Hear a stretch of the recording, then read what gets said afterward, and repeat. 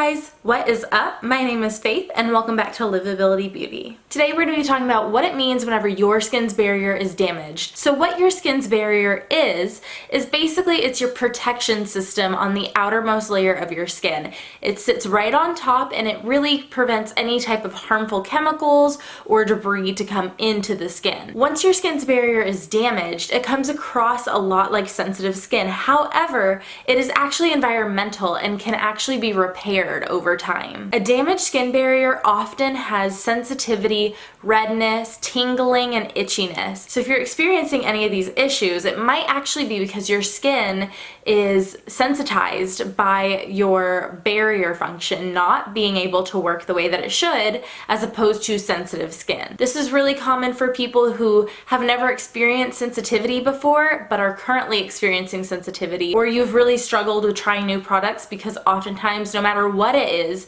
your skin has a reaction. So stay tuned so you know exactly how to fix your damaged barrier. I've always had sensitive skin, but through college my skin started getting extra sensitive and red and itchy. It just did not feel pleasant at all, and I noticed a lot more flaking. After college my skin kind of went back to normal. Overall I was a little sensitive, but not over the top redness or anything like that. Then whenever I joined esthetician school, my skin got so damaged because of all the facials that we were doing all the time. My skin physically could not take it, and all of those facials stripped my skin's natural barrier function. So my skin wasn't able to fully protect or filter out any of those chemicals. Therefore, my skin was very red and a little itchy, very sensitive, and really what it was is it was sensitized, which is different than sensitive, and sensitized skin is actually all environmental, and sensitive skin is a type of skin that people are born with. So since I already had sensitive skin,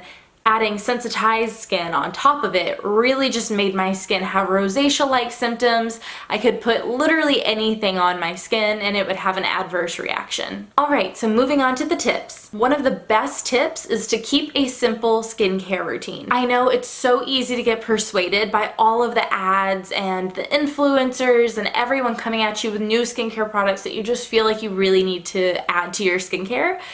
But actually, whenever you're running with a damaged barrier, the simpler the better. However, you do still need to have a skincare routine. Damaged barriers are often because someone either has an over-complex skincare routine and is using products too often, or they're not using any products at all and just risking it. A basic skincare routine revolves around a cleanser, a toner, an exfoliator used 1 to 2 times a week, especially for sensitive or sensitized skin, and then a moisturizer and an SPF. So those are 5 things, and one of them you're only using like once a week. So you would use a cleanser, toner, moisturizer, SPF only in the mornings, and then your cleanser, toner, and moisturizer every single night. And those are gonna give you your best results as far as a basic skincare routine. Now, talking about exfoliants moves us on to our next tip, and that is using chemical exfoliants only. And if your skin is so sensitized that you can't even use a chemical exfoliant, then you must use rice bran enzymes. So whenever I first started in the esthetician skincare world,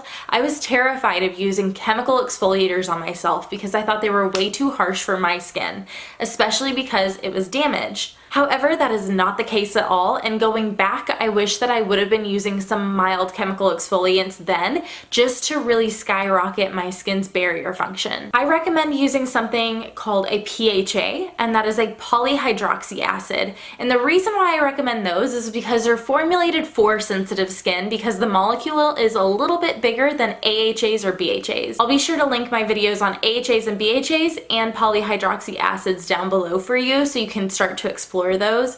But especially if you're having really sensitive or red skin, you want to stick with PHAs because it's going to reduce the reaction in the skin. My next tip is kind of a simple one. It is so important to start eating omega-rich foods. So stuff like walnuts and fish, those are going to really help boost the fatty acids in your skin. Now, if you're like me and you don't like fish, because I really don't like fish. I have tried it multiple times, and I'm actually someone who wishes that I liked fish and like salmon and things, but I really don't. I just have never liked it. So what I would recommend is adding an omega fatty acid into your pills in the morning, and that's going to really go a long way. Another crucial step to rebuilding your skin's barrier is to start wearing SPF if you're not already, and if you are, be sure to wear it every single day and at least an SPF of 35. The sun's UV rays create sun damage, which in turn really strips your barrier. Now that I think back on it, all my years in college, whenever I had really red skin, it was probably because I was getting sun damage from walking to class every day with no SPF on. And if I could go back, I would do it differently. So take it from me, add SPF to your routine right before your primer, and you would be amazed at how different your skin will look in about 2 weeks, and like 2 years, okay? So this brings me to my last tip, and that is to use a calming serum in the morning and a moisturizing serum at nighttime. My favorite moisturizing serum is the PCA Hydrating Serum. This is hyaluronic acid, and what that does is it brings the moisture to the top of your skin, the outermost layer. So that's going to really help your skin and your barrier start to work through now that it's moisturized. As far as calming serums, unfortunately I ran out of mine, but that is the Dermalogica Calming Serum and the Dermalogica Barrier Repair. Using both of those in the morning is going to really change your skincare game, and that's the only way that I survived esthetician school, guaranteed. Okay guys, so those are all the tips that I have to help rebuild your skin's barrier. I hope that they were helpful for you, and be sure to join me next time by clicking that subscribe button and liking this video. Thank you so much, and I hope you learned something new. Bye guys!